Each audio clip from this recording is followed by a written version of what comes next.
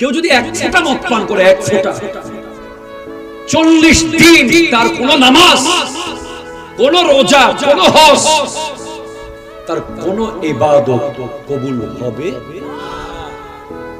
40 দিন। এটা রগে রগে থাকবে। আর 40 দিন পর যদি আবার আরেক ফোঁটা পান করে, আরো 40 দিন, আবার এক ফোঁটা পান করলে 120 দিন, তখন তাকে কতল করতে বলা হয়েছে। খুব সাবধান। বাবা দেখছে না বলে আল্লাহ তো দেখছে, মা দেখছে না বলে আল্লাহ দেখছে, ভাই বোন আত্মীয় স্বজন কেউ না দেখুক, আল্লাহ দেখছে। কবরে বাবা দেখবে না, আল্লাহ দেখবে, ঠিক কিনা বলেন বলেন বলেন বলেন। কবরে ভাই বোন মা বাবা আত্মীয় স্বজন কেউ দেখবে না, কেউ যাবেও না।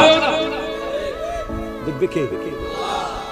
দুনিয়াতে যদি মনে করেন যে আল্লাহ দেখছে আল্লাহ দেখছে আল্লাহ দেখছে, কবরে গিয়ে দেখবেন আল্লাহ দেখছে আল্লাহ দেখছে। মদ পান করা যাবে, টাচ করা যাবে,